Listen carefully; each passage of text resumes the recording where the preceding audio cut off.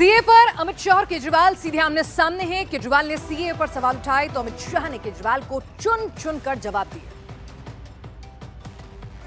CA पर अमित शाह ने केजरीवाल को पॉइंट टू पॉइंट सॉलिड जवाब दिया। दिल्ली के मुख्यमंत्री अपने भ्रष्टाचार के उजागर होने से अपना आपा खो बैठे। बांग्लादेशी घुसपैठियों की बात नहीं करते, रोहिंग्यास का विरोध क्यों नहीं करते हैं? सिर्फ जो हिंदू शरणार्थी आए हैं, जो बौद्ध शरणार्थी आए, जो जैन, पारसी और क्रिश्चियन शरणार्थी, इसी का विरोध कर रहे हैं। दिल्ली के चुनाव उनके लिए लोहे के चने चबाने जैसे हैं। अमित शाह के बाद केजरीवाल दोबारा सामने आए, लेकिन उनके चुनावी स्क्रिप्ट में सिर्फ पाकिस्तान था।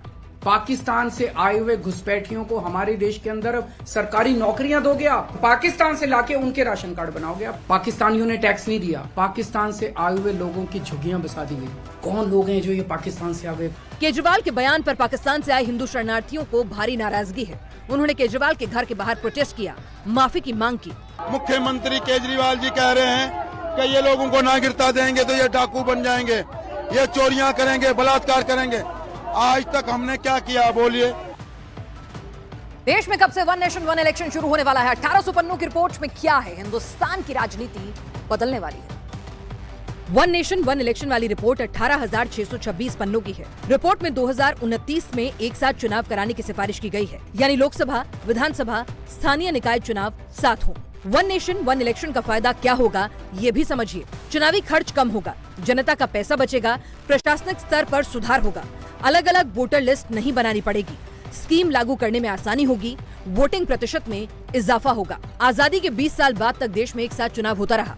साल 1952, साल 1957, 1962 और 1967 में एक साथ लोकसभा विधानसभा के चुनाव कराए गए। कांग्रेस, टीएमसी, लेफ्ट और जेएमएम सहित कई पार्टियां इसका विरोध कर रही हैं। वन नेशन नो इलेक्शन, वही तो चाहते हैं, वही तो चाह रहे हैं, इसीलिए तो जा रहे हैं। मुझे 400 सीटें दीजिए। अब ये भी जान लीजिए कि एक साथ चुनाव कराने के लिए बदलना क्या होगा। संविधान में संशोधन, जन प्रतिनिधि कानून 1955 में बदलाव, लोकसभा के रूल्स ऑफ प्रोसीजर में संशोधन, विधानसभाओं के रूल्स ऑफ प्रोसीजर में बदलाव, देश की 50% विधानसभाओं की मंजूरी।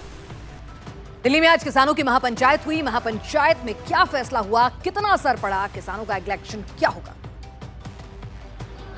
पहले बॉर्डर पर डेरा और अब किसानों ने दिल्ली में तंबू गाड़ दिया। दिल्ली के रामलीला मैदान में 400 संगठन के किसान इकट्ठा हो गए। दिल्ली पुलिस ने 23 पॉइंट के नियम शर्तों की लिस्ट पर साइन कराकर महापंचायत की अनुमति दी। 200 सीसीटीवी कैमरे निगरानी के लिए लगाए गए। दिल्ली पुलिस के आला अधिकारी भी ग्राउंड पर मौजूद रहे। बड़ी तादाद में जो किसान हैं वो दिल्ली के रामलीला ग्राउंड में पहुंच भी गए हैं। आप तस्वीरें देखें, महिलाएं भी जो हैं इस प्रदर्शन में, इस महापंचायत में शामिल हुई हैं। इस महापंचायत में संयुक्त किसान मोर्चा से जुड़े सभी संगठन रामलीला मैदान में आए। महापंचायत में किसान नेताओं ने ऐलान किया कि अगर किसानों की मांग नहीं मानी गई तो आर पार की लड़ाई होगी। देखो, मुद्दे तो सारे किसान के हैं। ये आंदोलन और किसानी आंदोलन इकट्ठा होकर ही जीता जाएगा। दिल्ली में एंट्री के सभी बॉर्डर्स पर खास अलर्ट है। Ghazipur border, Anand Vihar border, Noida border, Singhu border, Tikri border, Loni border, Badarpur border, Jharoda border, DND flyover पर सख्त पहरा है। पंजाब के शंभू बॉर्डर पर एक आंदोलन चल रहा है। पंजाब में चल रहे आंदोलन करने वाले किसान नेता एसकेएम का हिस्सा नहीं है। माफिया पर प्रहार, दलितों को प्यार और समाजवादियों पर वार। जी हां, यूपी में योगी 80 सीट जीतने के लिए कैसे हो गए हैं तैयार। माफियाओं का जो उपचार हो रहा है सही है या गलत है? समर्थन करते हैं ना? तो डबल इंजन की सरकार नहीं होती तो माफियाओं का ये इलाज नहीं हुआ होता। इसने भी बाबा साहब भीमराव अम्बेडकर के नाम पर कन्नौज में मेडिकल कॉलेज का नाम हटा दिया। हमने फिर से जोड़ दिया। हमने कहा बाबा साहब भीमराव अम्बेडकर भारत के संविधान के शिल्पी थे, उनके नाम पर कोई समझौता नहीं हो सकता। समाजवादी पार्टी दलित विरोधी है। माफिया प्रेमी और दलित विरोधी है समाजवादी पार्टी। अंबेडकर नगर में योगी ने दो बातों पर सबसे ज्यादा फोकस किया। बीजेपी के मिशन 80 के लिए अंबेडकर नगर बड़ी चुनौती है। अंबेडकर नगर लोकसभा सीट बीजेपी सिर्फ एक बार जीत पाई है। 2014 के चुनाव में बीजेपी यहां से जीती थी। 2019 में बीएसपी ने जीत अपने नाम दर्ज की थी।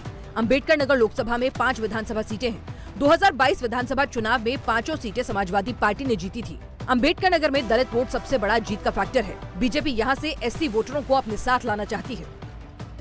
और बिहार में चाचा वर्सेस भतीजे की लड़ाई का नतीजा निकल गया है। बीजेपी से चिराग की डील फिक्स्ड हो गई है, लेकिन पंजाब कांग्रेस में एक और खेल हो गया। मोदी का कुनबा बढ़ता जा रहा है, विरोधियों का दायरा सिकुड़ता जा रहा है। जो मोदी के साथ हैं उन्हें उनका रिवॉर्ड भी मिल रहा है। खुद को मोदी का हनुमान बताने वाले चिराग पासवान को बीजेपी ने बिहार में 5 सीटें देने का फैसला किया। चिराग पासवान के चाचा और केंद्रीय मंत्री पशुपति पारस को एक भी सीट नहीं मिली है। सूत्रों की माने तो वैशाली, समस्तीपुर और हाजीपुर सीट चिराग पासवान की पार्टी के हिस्से में आई है। चिराग पासवान खुद हाजीपुर से चुनाव लड़ेंगे। उधर पंजाब के पूर्व सीएम कैप्टन अमरिंदर सिंह की पत्नी परनीत कौर ने भी हाथ का साथ छोड़ कमल थाम लिया है। परनीत कौर पटियाला से 4 बार कांग्रेस की सांसद रह चुकी हैं। 1999, 2004, 2009 और 2019 में लोकसभा चुनाव जीती हैं। यूपीए 2 में 2009 से 2012 तक विदेश राज्य मंत्री रहीं। पिछले साल फरवरी में अपने पति कैप्टन अमरिंदर सिंह का साथ देने के बाद कांग्रेस ने उन्हें सस्पेंड कर दिया था।